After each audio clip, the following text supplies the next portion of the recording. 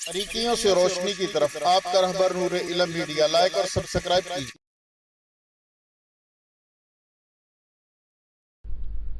اعوذ باللہ من الشیطان الرجیم، بسم اللہ الرحمن الرحیم۔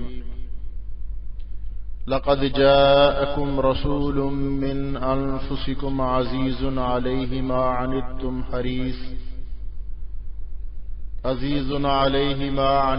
حریص علیکم بالمؤمنین رؤوف الرحیم۔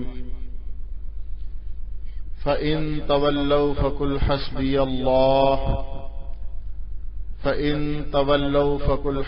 اللہ لا الہ الا ہو علیہ توکلت وہو رب العرش العظیم۔ صدق اللہ العظیم۔ آج کی ہماری گفتگو نرمی اور مہربانی کے حوالے سے ہوگی کہ ہمیں آپس میں ایک دوسرے کے ساتھ نرمی اور مہربانی کے ساتھ پیش آنا چاہیے، کیونکہ نبی اکرم صلی اللہ علیہ وسلم کا یہ خلق عظیم ہے کہ آپ امت کے ساتھ انتہائی شفقت اور نرمی کے ساتھ پیش آیا کرتے، اور پھر اللہ رب العزت نے جو خاصیت اور جو حسن نرمی میں رکھا ہے، دوسروں پر مہربانی کرنے میں رکھا ہے، وہ کسی اور چیز میں نہیں ہے۔ دیکھیے، وادی طائف کا واقعہ ہمارے سامنے ہے۔ سرکار دو عالم صلی اللہ علیہ وسلم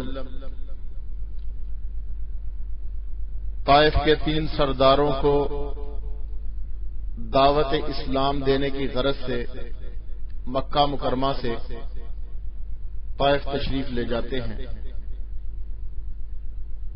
مکہ کے لوگوں نے جب بہت ستایا،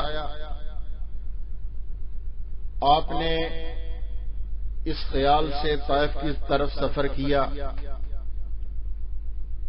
کہ وہاں کے لوگ اچھے ہیں، اگر یہ مکہ والے، یہ میری برادری والے میری دعوت کو قبول نہیں کرتے تو شاید طائف کے لوگ جو ہیں میری اس دعوت پر لبیک کہیں اور میرے ساتھ مل جائیں۔ نبی اکرم صلی اللہ علیہ وسلم اس غرض سے جب طائف تشریف لے گئے، جا کر طائف کے 3 سرداروں کے سامنے دعوت حق کو پیش کیا، اللہ کے دین کی طرف بلایا اور ان سے کہا کہ میں اللہ کا رسول ہوں، جو میرے اوپر ایمان لائے گا کامیاب ہو جائے گا۔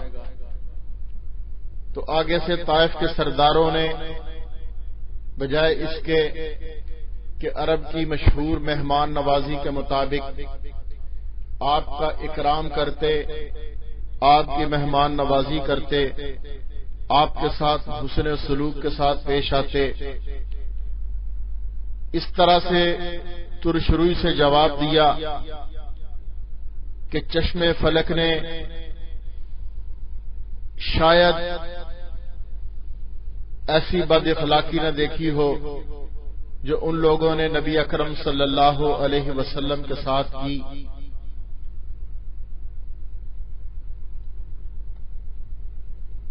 ایک دفعہ امی عائشہ رضی اللہ تعالی عنہا نے حضور اکرم صلی اللہ علیہ وسلم سے عرض کیا، یا رسول اللہ صلی اللہ علیہ وسلم، آپ پر زندگی میں سب سے زیادہ سخت ترین دن کون سا آیا؟ اللہ کے رسول صلی اللہ علیہ وسلم نے فرمایا، عائشہ، طائف کا دن میرے اوپر بڑا سخت دن تھا۔ اللہ اکبر، اللہ اکبر، اللہ اکبر کبیرہ۔ اللہ کے رسول صلی اللہ علیہ وسلم فرماتے ہیں کہ عائشہ، طائف کا دن بڑا سخت دن تھا۔ میرے دوستو، امی عائشہ رضی اللہ تعالی عنہا نے عرض کیا، رسول اللہ صلی اللہ علیہ وسلم، ذرا اس دن کی سختی اور تلخی تو بیان کر دیجئے۔ سرکار دو عالم صلی اللہ علیہ وسلم نے فرمایا، جس کا مفہوم ہے کہ عائشہ جب میں نے ان لوگوں کو اللہ کے دین کی طرف بلایا، ایک سردار نے جواب دیا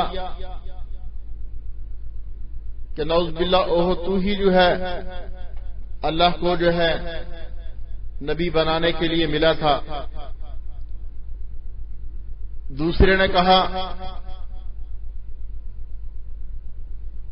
کہ اگر تو نبی ہے تو تیری بات سے انکار کرنا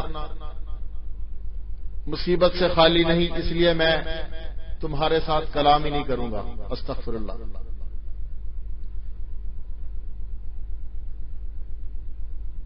اور تیسرے نے بھی اسی طرح سے بے رخی سے جواب دیا۔ نبی اکرم صلی اللہ علیہ وسلم ان لوگوں کی باتوں کو سن کر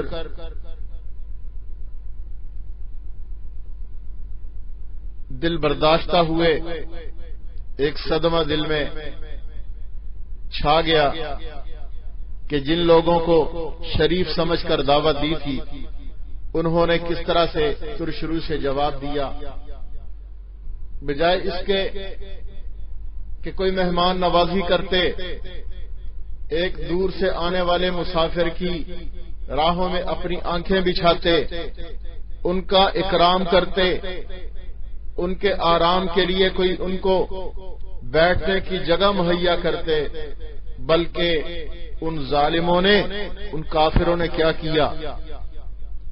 نبی اکرم صلی اللہ علیہ وسلم سے کہنے لگے کہ فوراً ہمارے شہر سے نکل جاؤ ورنہ ہم سخت سزا دیں گے۔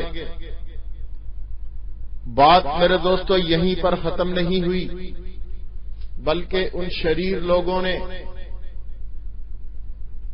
ان وقت کے ظالم حکمرانوں نے کیا کیا؟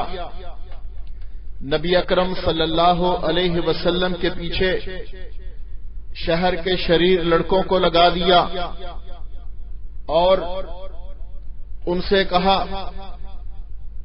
کہ اس شخص کو اپنے شہر سے نکال دو، اس کا مذاق اڑاؤ، اس کے پیچھے تالیاں پیٹو، اس کو پتھر مارو۔ استغفر اللہ الیاذ باللہ۔